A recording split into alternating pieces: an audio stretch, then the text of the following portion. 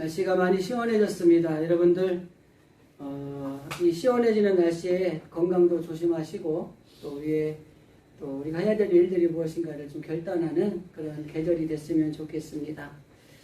우리 한번 이렇게 좀 얼굴이 굳은 것 같아요. 옆 사람하고 인사 한번 할까요? 주님의 이름으로 사랑합니다. 주님의 이름으로 사랑합니다. 네, 인사하니까 얼굴이 환해져요. 한 번 더 할까요? 옆 사람에게 비전의 사람이 됩시다. 비전의 사람이 됩시다. 비전의 사람이 됩시다. 예, 훨씬 얼굴이요 아까보다 10배는 환해졌습니다. 비전의 사람이 되자라고 하는 주제를 가지고 성경에 등장하는 비전의 사람들을 살펴보면서 뭐 그 인물들처럼 우리가 닮아가자 그런 의미가 아니고 그 인물들이 하나님으로부터 비전의 사람으로 인정을 받았던 것들을 우리가 좀 마음에 간직하고 우리도 비전의 사람이 되기 위해서 이왕 예수 믿는 거 비전의 사람이 되어서 하나님께 쓰임받는 게 복이잖아요. 그런 사람이 되도록 우리가 결단해보자. 그런 의미로 이런 말씀들을 나누고 있습니다. 제가 시찰회에서 시찰장으로 마지막 설교를 하면서 성도들에게, 그 목사님, 장로님들에게 좀 인사를 하라 그랬어요. 그러면서 뭐라 그랬냐면 주님의 이름으로 사랑합니다. 그리고 그 다음에 옆 사람한테 그래서 올해가 가기 전에 꼭 제가 밥 사겠습니다. 이렇게 인사를 하라 그랬어요. 근데 그리고 나서 끝났는데 여러분들이 제가 시찰장님 고생하셨는데 시찰장님 밥 한번 사겠습니다. 그런 분들이 생기는 거예요. 그래서 제가 그랬어요. 저한테 사지 마시고 인사하신 분한테 사시고 그래야 교제가 되니까 저희 교회는 언제든지 오시면 제가 대접해 드리겠습니다. 네, 인사를 했습니다. 우리 장장로님도 시찰에 오셔서 여러분들하고 대화도 나누시고 하는데 그 옆에 있는 목사님한테 밥을 사게 됐어요. 제가 밥 한번 사겠습니다 인사를 했는데 또 그 교회 담임 목사님이 그렇게 하라 그래가지고 빼도 박도 못하시고 그래서 아마 어떤 목사님하고 식사 약속을 했던 것 같아요. 저하고도 같이. 그러면 마찬가지로 우리가 이 살아가는 삶의 자리 가운데 이 사람의 만남이라는 거, 교제라는 것을 통해서 그 자리가 더 화기애애해지고 기쁨이 넘쳐야 돼요. 근데 왔는데 맨날 막 주눅 들어있고 막 힘이 없고 그러면 안 되거든요. 제가 1년간 시찰회를 돌보면서 가장 집중력으로 둔 것이 작은 교회 목사님들 좀 힘을 내면 좋겠다. 거기에 1순위를 두고 그러면 또 조금 우리 시찰안에 규모가 있는 교회 목사님들은 외면하면 안 되잖아요. 그분들하고 관계를 통해서 또 참 교회 이 시찰에 협력을 할 수 있도록 해야 되겠다. 그래서 이렇게 중점을 두고 했는데 작은 교회를 돌아보는 것들을 너무 많이 했습니다. 정말 힘든 교회들 찾아가서 기도도 하고 또 우리가 전달할 수 있는 후원금도 전달하고 힘을 얻게끔 복도 주고 큰 교회 목사님들 찾아가서는 이런저런 얘기하면서 우리 시찰 아래에 있는 어려운 교회들을 좀 도웁시다 그래가지고 열심히 후원금들을 받아내고 그래서 이 베트남 여행을 작은 교회 목사님들은 전체 비용은 많은 비용이 드는데 적어도 최소 비용 10만 원 정도만 내고 다 이렇게 모시고 갔다 올 예산도 충당이 됐습니다. 그런 일들을 한 해를 하면서 하나님께서 그래 일을 하게 하시면 하나님이 다 채워주시고 또 일꾼을 보내주셔서 하게 하시는구나라는 것들을 깨닫는 계기였습니다. 개교회도 마찬가지인 것 같습니다. 우리 교회를 통해서도 그러한 놀라운 일들이 일어나리라 믿고 또 하나님 앞에 기도하며 우리 모두가 합력하여 선을 이루는 그런 놀라운 은혜가 임하기를 주님의 이름으로 간절히 기도드립니다. 지난주에 첫 번째로 비전의 사람 아브라함에 대해서 우리가 좀 말씀을 나눴습니다. 오늘은 두 번째 비전의 사람, 우리가 잘 아는 요셉에 관한 이야기를 좀 하려고 합니다. 우리 어릴 때 어린이들을 설교할 때 가장 많이 등장하는 사람 중에 하나가 누구냐면 요셉이에요. 그리고 두 번째 등장 잘하는 사람이 다니엘입니다. 이 사람들의 공통점은요, 다 이방의 총리가 됐다는 거예요. 그리고 결국 성공했다는 거예요. 그래서 우리가 뭐라고 설교를 해요? 여러분 꿈이 있어야 돼요. 요셉은 꿈이 있었어요. 총리가 되고자 하는 꿈이 있어서 총리가 됐어요. 이렇게 이야기를 해요. 여러분 이 설교가 그 나쁘진 않아요. 그런데 이게 꿈이라는 것과 비전이라는 것에 차이가 있다는 걸 아셔야 돼요.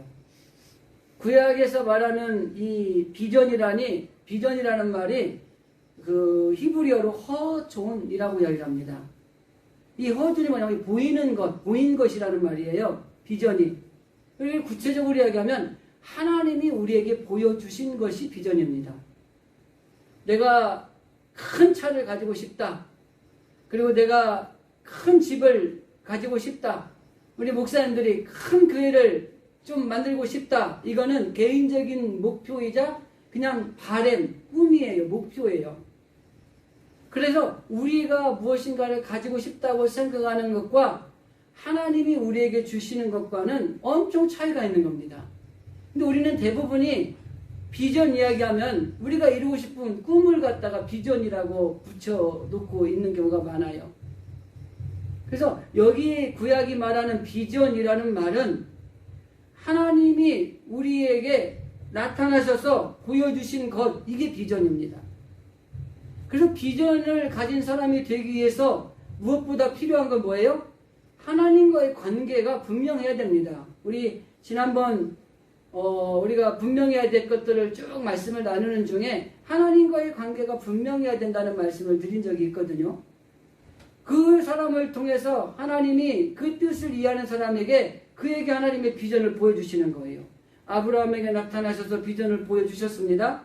하란 땅에 나오셔서 75세가 되었을 때 내가 너를 큰 민족을 이루고 내가 너의 수많은 백성들을 줄 것이고 이런 비전을 주었잖아요. 그리고 그 비전을 이루기 위해서 열심히 아브라함이 전진해 나갔습니다. 그리고 그의 아들 이삭, 그의 아들 야곱, 그리고 그의 요셉에 이르기까지 이 족장 시대에 아브라함 자손을 통해서 그 비전이 이어져 내려오고 있어요. 그리고 오늘 요셉이라고 하는 이 사람을 통해서도 하나님이 그에게 비전을 줍니다. 자, 아브라함은 창세기 12장 1절 그 말씀을 통해서 하나님이 그에게 비전을 주었다라고 얘기를 해요. 야, 그러면 요셉은 하나님이 언제 비전을 주었을까요?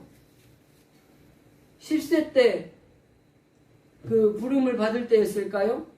아니면은 애굽의 총리가 됐을 때였을까요? 정확하지는 않습니다만은 분명한 것은 하나님께서는 요셉이라고 하는 이 인물에게도 하나님이 비전을 심어 주었다고 하는 것입니다.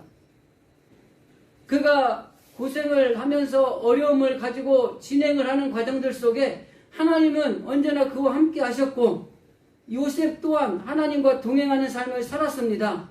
그리고 그에게 처하는 모든 고난이라든지 또는 시련이라든지 어려운 일을 만날 때마다 원망하거나 불평하거나 시기하거나 반항하는 것이 아니라 이 모든 일들을 하나님의 섭리로 받아들이고 하나님과 동행하는 삶을 살았어요. 그에게 하나님이 나타나서 하나님의 비전을 심어준 겁니다. 그래서 우리는 종종 요셉이라고 하는 사람, 이 사람이 어떻게 하나님 앞에 비전을 부여받았을까라는 것들을 생각을 하게 된다고 하는 것입니다. 꿈이라고 하는 것, 목표라고 하는 건 내가 무엇인가를 이루고 싶은 거죠. 비전이라고 하는 건 하나님이 나를 통해서 무엇인가 이루시고자 하는 것을 나에게 보여주시는 것이 비전이라고 하는 거, 이거 꼭 기억하시기 바랍니다.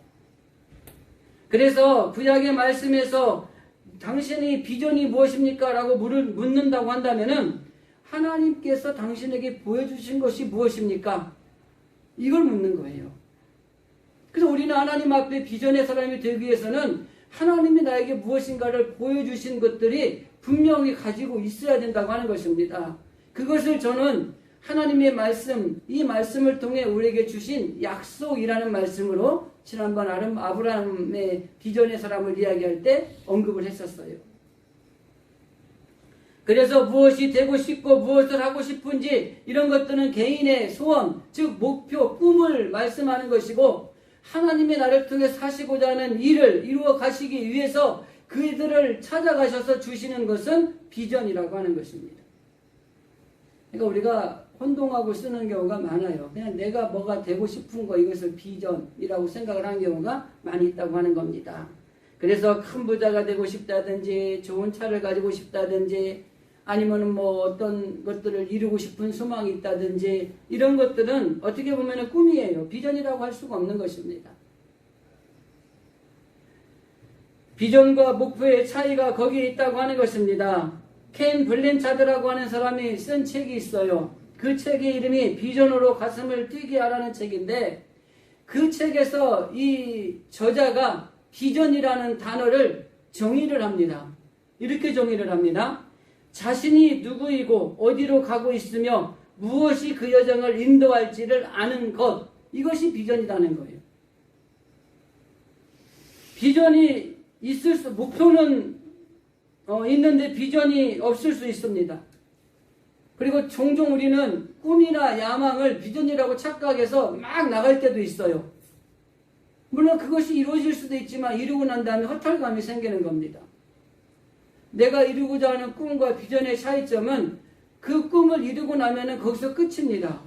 근데 비전을 이루어 나가는 과정 속에서 새로운 비전이 또 목표가 설정이 되고 새로운 방향을 설정을 해서 그 비전을 이끌어 나갈 수 있는 길들을 계속 제시해 준다는 거예요. 우리 그런 거 있잖아요. 1,000만 원 모으자 하고 3년간 10만 원씩 적금을 들었어요. 3년 뒤에 딱 적금 만기가 돼서 1,000만 원을 탔어요. 목적을 이뤘어요. 꿈을 이룬 거죠.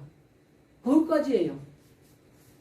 그러나 우리 비전이라는 것은 하나님이 우리를 통해서 하시고자 하는 일이기 때문에 계속 진행이 되고 삶의 방향이 다시 재설정이 되고 그 방향으로 이끌어 나갈 수 있도록 인도하는 길들이 이어지고 있는 것입니다. 아브라함이 그랬어요. 아브라함이 비전을 하나님이 그에게 심어주시고 그 비전을 이루어 가기 위해서 하나님이 계속 개입하시고 인도하시고 가는 과정들 속에 그 길을 가게 하셨어요. 그 길을 이삭에게 넘겨주고 야곱에게 넘겨주고 오늘 요셉에게 넘겨주어서 아브라함을 통해 주신 비전, 그 꿈은 계속해서 이루어져 가고 있는 것입니다. 그리고 조금 뒤에 가서 말씀을 드리겠지만은 이 족장 시대를 통해서 요셉이 죽음으로 이 비전이 끝난 게 아니라 후대 후손들에게 이어지고 있는 창세기 50장의 요셉의 말을 우리는 들을 수가 있다고 하는 것입니다. 그리고 그 비전이 사실은 흘러서 지금 우리들에게까지 온 거예요. 하나님이 하나님의 백성들을 향한 하나님의 비전을 품고 살아가도록 말하고 있는 것입니다. 그래서 우리가 신앙생활을 좀 오래 하신 분들은 하나님이 내게 주신 비전이 있어야 돼요. 분명하게 있으셔야 돼요. 하나님이 나를 통해서 무엇을 하시려고 하는가를 분명히 알아야 돼요. 내가 어디로 가야 될 것이고 무엇을 일을 해야 될 것인가를 내가 결정하는 게 아니라 하나님으로부터 내가 인도함을 받는 이 하나님과 동행하는 삶이 필요한 거예요. 근데 대부분이 비전이라고 생각하는 자기의 목표나 꿈을 이루는 것을 비전으로 생각하면서 자기 생각대로 가는 거예요. 그러니까 하나님의 뜻하고는 전혀 상관이 없는 성공이 일어날 수도 있고 실패가 일어날 수도 있고, 그래서 우리가 온전하게 비전을 가지지 않는 자신의 꿈과 야망을 가지고 나아가면 첫째는 자신이 힘들어질 수 있어요. 두 번째는 주변 사람들이 힘들 수 있어요. 세 번째는 하나님의 영광을 가질 수도 있어요. 그래서 우리는 비전을 분명히 가지는 게 필요한 겁니다. 가짜 비전 말고요. 진짜 비전을 가지고 나아가는 게 필요한 거예요. 근데 우리는 대부분이 신앙생활을 하면서 자신의 목표나 꿈을 비전이라고 변질시켜서 그걸 가지고 추구해 나가면서 나는 하나님의 비전이 가진 사람이라고 움직이는 분들이 많이 있다는 거예요. 그러면 첫째는 자신이 힘들고, 둘째는 주변 사람이 힘들고, 셋째는 하나님의 영광도 가리게 되는 겁니다. 저는 그런 일들을 목회하면서 여러 번 목격을 했습니다. 그래서 우리는 하나님의 비전을 가지는 것이 무엇보다 중요하다고 하는 것입니다. 그래서 자신의 야망을 비전으로 포장하는 삶을 살아갈 것이 아니라 철저하게 요셉이 하나님 앞에 비전의 사람이 된 것처럼 우리 진실의 성도들 말씀을 듣고 또 깨닫는 중에 하나님, 내가 비전의 사람이 되기를 원합니다. 그래서 하나님이 원하시는 열매를 풍성하게 맺어드리기를 원합니다. 그리고 그것이 오직 기쁨이요 또 하나님을 위한 삶임을 고백합니다. 이렇게 살아갈 수 있는 신앙이 우리에게 필요하다고 하는 것입니다. 앞에서 언급해드렸지만은 창세기 12장에서 아브라함은 하나님의 약속, 즉 비전을 받았고 창세기 15장에 다시 한번 하나님의 약속을 받는 사건이 나오는데 그게 뭐냐면 자식이 없어요. 하나님이 그 자손을 주시겠다. 그리고 자손을 하늘의 별과 같이 많게 하시겠다는 새로운 약속을 주십니다. 그리고 그 일을 통해서 가나안 땅에 들어가는 들어가지 못하게 하는 그 요소도 이야기를 하는 거예요. 그 땅에 죄악이 관영한 민족이 살고 있다는 겁니다. 그 문제를 해결하고 난 뒤에 너희들이 가나안 땅에 들어갈 수 있다고 하는 것입니다. 그래서 가나안 족속의 소유권이라든지 박탈이라든지 그 이양하는 것까지도 하나님 안에서 다 주관이 되는 거예요. 그러니까 제가 종종 말씀드리잖아요. 우리 예수 믿는 사람들끼리만 잘 먹고 잘 살고 천국 가면 된다. 이게 아니라는 거예요. 우리는 주변에 정말 힘들고 어려운 사람들, 하나님을 알지 못하는 자들을 향하여서 문을 열어놔야 돼요. 그리고 그들의 구원의 역사를 통해서 그들의 하나님의 놀라운 자녀로서의 양자로 입양하는 일에 있어서 그 일들을 같이 해야 내가야 되는 거예요. 가정도 마찬가지입니다. 우리 집만 잘 먹고 잘 살면 되는 게 아니라 우리 옆집에 있는 사람이 누가 사는지 어렵진 않는지를 돌아보는 것도 중요한 거예요. 우리 겨울만 되면은 그 어려운 이웃들 돕는 거 텔레비에서 많이 나오잖아요. 그때만 그냥 연례 행사처럼 할 게 아니라 하나님을 믿는 우리 믿음의 사람들은 우리를 통해서 하나님 주신 은혜를 생각하면서 내가 받은 은혜를 어디에 베풀어야 될 것인가를 사실은 돌아보는 그런 신앙을 가지는 게 필요한 겁니다. 개교회로 우리 교회만 잘 되면 된다라는 이런 생각이 아니라 원래 교회론에 보면은 교회는 하나입니다. 큰 명성교회나 영락교회나 소망교회 이런 교회나 우리 교회나 다 똑같은 교회는 하나인 거예요. 이러한 관점에서 우리가 하나님 앞에 나아가는 것이 필요하다고 하는 겁니다. 그래서 모든 교회가 잘 돼야 되는 게 교회론이에요. 우리가 신앙 안에서 믿음으로 살아가는 것들이 이게 중요하다고 하는 것입니다. 그래서 이 하나님의 계획은 아브라함의 자손이 이방인의 객이 되어서 애굽에 들어가야 되는 거예요. 그리고 그 애굽이라고 하는 그 땅은 하나님의 그 계획, 그 비전을 이루는 장소로 사용하시는 겁니다.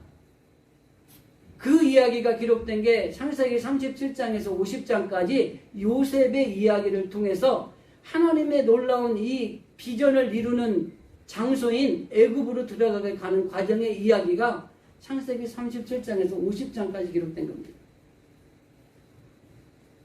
요셉의 이야기를 좀 정리를 해볼까요? 잘하는 이야기니까. 야곱이라고 하는 아버지가 그 요셉이 좀 어려서 그랬는데 좀 편애해서 예뻐했어요. 우리 자식들이 여럿이 있으면 편애하는 자식이 있잖아요. 그러면 안 돼요. 편애하면 형제간에서 왕따 당합니다. 그래가지고 형들이 생각할 때 저 요셉 저놈 언제 시간만 되면 좀 골려줘야 되겠다 이렇게 생각하고 있었던 거죠. 그런데 이 요셉이 어느 날 꿈을 꾼 거예요. 꿈을 꾸더니 자기 이 벼단에다가 이 형들의 벼단이 절을 한다는 거야. 이 꿈을 이야기를 들으니까 형들이 더 괘씸한 거예요. 그러더니 좀 지났는데 또 꿈을 꿨다는 거예요. 해와 달과 그리고 별들이 이 절을 이거 하는 꿈을 꾼 거예요. 그래서 아주 미움을 받은 요셉이 됐어요. 어느 날 형들이 양을 치러 갔습니다. 그래서 도단이라고 하는 곳으로 양을 치러 갔는데 이 아버지가 그 동생 그 요셉을 형들이 잘하고 있는지 한번 갔다 와보라 그리고 보낸 거예요. 근데 이 멀고 먼 길을 찾아서 또 순종하는 마음으로 요셉이 아버지가 시키니까 간 거예요. 멀리 와서 도단이라는 곳에 가니까 형들이 양을 치고 있는 거예요. 형님 좋았습니다. 그런데 형님들의 반응을 싸늘합니다. 야 저놈이 왔다. 저놈을 없앨 기회다. 모두가 죽이자고도 하고 여러 가지로 의문을 짜다가 마지막 한 형에 의해서 죽이는 거는 말고 우리가 구덩이에 그냥 가두어 두자. 좀 혼내주자. 그러다가 이스마엘 상인, 이 노예 상인이 지나가는 걸 보고 그럴 바에는 차라리 얘를 팔아버리자. 갖고 팔아버린 거예요. 우리가 편애하시면 안 됩니다. 팔려버릴 수가 있어요. 그런데 하나님은 이 요셉과 함께 하셔서 그 애굽으로 팔려가는데 보디발의 집에 가게 합니다. 보디발의 집에 가서 얼마나 또 착실하게 하나님이 그에게 은혜를 베풀어 주셨는지 가정 총무가 됐어요. 노예의 신분에 보디발이라고 하는 그 애굽의 장군의 집에 가정의 총무가 됐다. 이건 놀라운 발전 아닙니까? 하나님의 은혜가 되지 않고는 될 수 없는 거죠. 그런데 이 요셉이 좀 얼굴도 인물도 반반했나 봐요. 그러니까 이 보디발의 아내가 이 요셉을 유혹을 한 거예요. 근데 이 요셉은 단호하게 정도를 지키면서 하나님 앞에 범죄하지 않는다고 가지고 거절을 했는데 이 여인의 이 수에 빠져가지고 감옥에 갔습니다. 쉽게 말하면 죄도 없는데 감옥에 가서 고생하게 된 거죠. 그럼 여러분한테 어떨 것 같아요? 에이, 원망하고 불평하면서 에이, 기회만 대봐라. 뭐 이러지 않겠습니까? 근데 그 감옥에 가서도 얼마나 삭실하게 또 잘 지냈는지 간수장한테 잘 보여가지고 주인들을 관리하는 또 이 집사의 업무를 보게 된 거죠.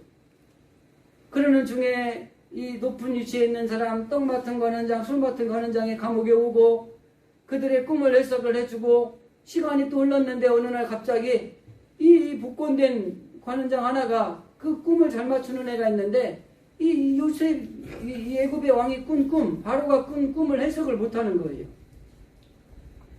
그리고 그 꿈을 해석을 합니다. 그리고 정확하게 명확하게 하나님이 지혜를 주셔서 그 꿈을 해석을 하고 그는 그곳에서 30세의 총리가 됩니다. 17세에 팔려가고 13년을 고생하고 30세의 총리가 됐어요. 총리가 되고 그런 과정들 속에 시간이 흘렀습니다. 가뭄이 계속이 되어져 가고 있어요. 이 온 지역의 모두가 가뭄에서 이 양식을 살 수가 없는 거죠.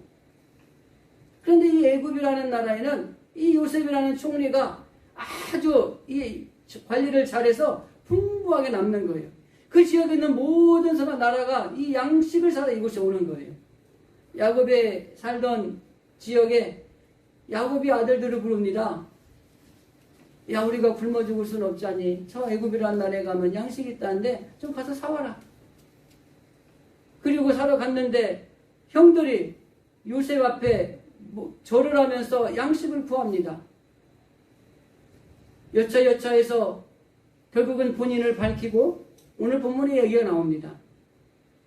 그리고 이 땅에 남은 아직의 가뭄이 5년이 남았기 때문에 아버지를 모시고 오세요. 제가 이 땅에서 잘 편히 모시겠습니다.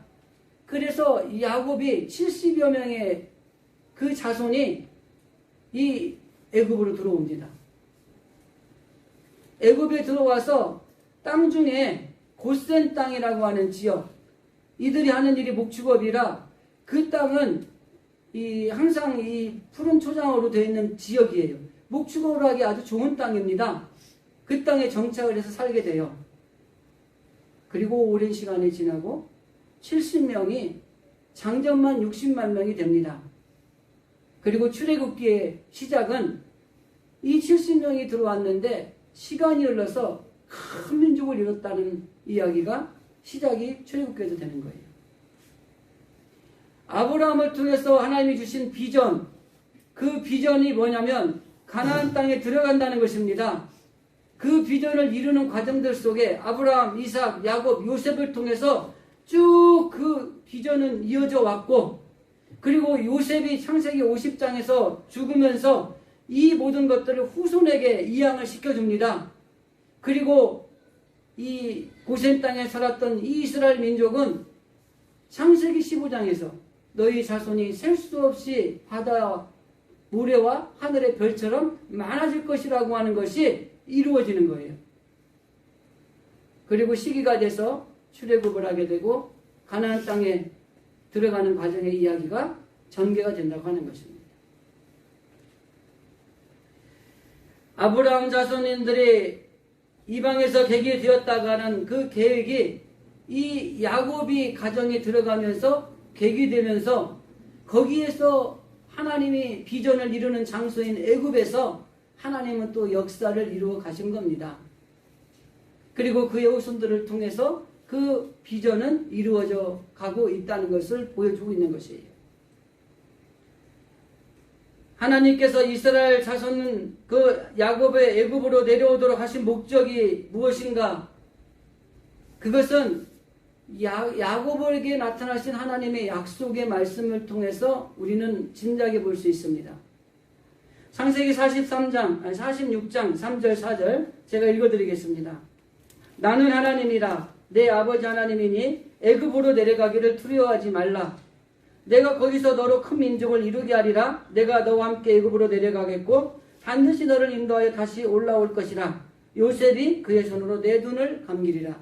야곱이 요셉이라고 하는 이 아들이 애굽에서 총리가 돼서 그의 형들이 와서 아버지 요셉이 죽은 줄 알았는데 그곳에 총리가 돼서 아버지 그쪽으로 모시고 오렵니다. 여러분, 나이 드신 분들이 고향 떠나는 게 쉽지 않습니다. 그래서 야곱이 고민하고 범민할 때에 하나님이 브에르세바에서 야곱에게 나타나신 말씀이 제가 읽어드린 창세기 46장 말씀이에요. 애굽으로 가는 걸 두려워하지 말라는 거예요. 가라는 거예요. 내가 거기 애굽에서 큰 민족을 이루겠다는 겁니다. 그리고 나도 같이 가겠다는 거예요. 하나님이 함께 가겠다는 거예요. 그리고 너는 거기서 살다가 죽을 건데 네 아들 요셉이 네 눈을 감겨줄 것이다. 이렇게 하나님의 약속, 하나님 주신 비전은 대대를 이어서 누구를 통해서도 그 약속의 비전은 이루어져 가게 돼 있다고 하는 것입니다. 우리 가정에 하나님이 주신 비전이 있을 거예요. 우리 교회에 하나님이 주신 비전이 있을 겁니다. 개인에게 주신 하나님의 비전이 있을 거예요. 그 비전을 이끌어 가도록 만드는 겁니다. 우리 가정에 하나님이 주신 비전이 있다면 내 때에서 끝나는 게 아니라 내 아들 때, 내 손자 때, 3대, 4대, 5대까지 이루어져 가면서 하나님이 우리 가정에 주신 비전이 이루어져 가야 되는 거예요. 하나님의 교회를 통해서 주신 비전이 있다면 그 교회가 세대가 흘러가고 시간이 가면서 그 비전이 이루어져 가도록 하나님이 다 역사하신다고 하는 것입니다. 그래서 우리는 이 비전이라는 것이 굉장히 중요한 것입니다. 그래서 하나님께서는 이 이스라엘 민족이 애굽에 들어가는 것, 그것이 그 애굽이라고 하는 지역이 결국에는 하나님께서 하나님의 비전을 이루시는 장소로 사용했다는 것, 그리고 그 수많은 민족들이 그곳에서 만들어졌을 때에 하나님은 이제 다시 일하기 시작을 하시는 겁니다. 누구를 통해서요? 우리가 잘 아는 모세를 통해서. 모세에게 비전을 줍니다. 네 비전은 뭐야? 그 민족을 끌어내서 아브라함에게 주었던 비전을 마무리하라는 거예요. 그래서 우리는 하나님의 비전이 우리 가정에, 우리 교회에, 우리의 삶 가운데 있을 때에 내 때에서 무엇인가를 해놓으려고 너무 애쓰지 않으셔도 돼요. 하나님이 우리에게 주신 비전은 내 때에서 이루어질 수도 있지만 400년, 500년 후에 이루어질 수도 있는 거예요. 너무 우리가 성급하게 무엇인가를 이루려고 하는 우리 한국 사람들의 대표적인 빨리빨리 이거에 익숙해져서 그럴 필요는 없는 거예요. 어떻게 돼야 돼요? 하나님의 비전은 하나님의 뜻 안에서 이루어져야 되는 겁니다. 하나님의 비전을 우리 뜻대로 움직이려고 하는 순간 그거는 비전이 아니라 목표와 꿈으로 바꿔지는 것이 된다고 하는 것이에요. 결국 아브라함도 그랬고 야곱도 그랬고 요셉도 그랬고 이 하나님이 주시는 이 땅이 우리의 땅이라는 것을 분명히 기억하면서 사라가 죽었을 때에도 장지를 막벨라구를 사서 거기에 장사를 지냈습니다. 야곱도 가나안 땅으로 돌아가고 애굽에서 죽는데 그가 유언을 합니다. 나를 내 고향 땅에 나를 좀 묻어줘라. 이렇게 유언을 하고 죽습니다. 요셉도 마지막에 죽음을 맞이할 때 너희들이 내 유구를 가지고 내 고향 땅으로 데리고 가라 라고 이야기를 합니다. 이 모든 게 뭐예요? 결국 하나님이 약속하신 그 비전을 이루어가는 그곳으로 초점이 맞춰져 있다고 하는 것을 볼 수가 있는 것입니다. 그리고 그 모든 족장시대에 있었던 그 비전은 이스라엘 민족들에게 이어지고 그 뒤에 모세를 통해서 그리고 여호수아를 통해서 하나님이 약속하신 것들이 결국 이루어지는 걸 보게 됐다고 하는 것입니다. 그러면은 우리가 여기서 한 가지 생각해 볼 수 있는 것은 이 비전의 사람 요셉이 어떠한 삶을 살았는가, 그 삶을 잠깐 짧게 생각해 보면서 우리도 비전의 사람이 되기 위해서 하나님의 자녀로서 어떠한 삶을 살아야 될 것인가를 한번 정립을 해보려고 합니다. 첫째, 이 요셉은 주어진 일에 최선을 다했습니다. 아까 말씀드린 대로 17세 때 애굽에 팔려가고 14년 동안 보디발의 집과 감옥을 전전긍긍하다가 30세가 되었을 때에 총리가 되었습니다. 그런데 그 사이에 고난의 세월이 엄청 많았고 힘든 일들이 많았어요. 주요 없이 감옥에 갔을 때에 우리가 어떻게 하겠느냐고 아까 물어봤지 않습니까? 그런데 이 요셉은 이 모든 일들이 하나님의 섭리 안에서 이루어졌다는 걸 알고 하나님과 동행하면서 하나님 앞에 원망하거나 불평하지 않았습니다. 여러분, 우리가 어떤 일을 만났을 때에 원망하느냐 감사하느냐의 차이가 뭔지 아세요? 하나님의 섭리를 바로 깨닫느냐 그렇지 못하느냐의 차이예요. 막 힘든 일이 있고 어려운 일이 있을 때 하나님의 섭리를 깨닫는 사람은 하나님께서 이 일을 통해서 나를 통해 하시고자 하는 일이 분명히 있지, 이렇게 이야기를 하면서 그 일들을 이겨내는 겁니다. 그런데 하나님의 섭리를 깨닫지 못한 사람들은 불평하는 거예요. 원망하는 겁니다. 왜 나한테, 내가 뭘 잘못했는데, 나는 그래도 한다고 열심히 신앙생활 했는데 이렇게 되는 거예요. 그런 하나님의 섭리를 아는 사람들은 그렇게 이야기하지 않는다는 것입니다.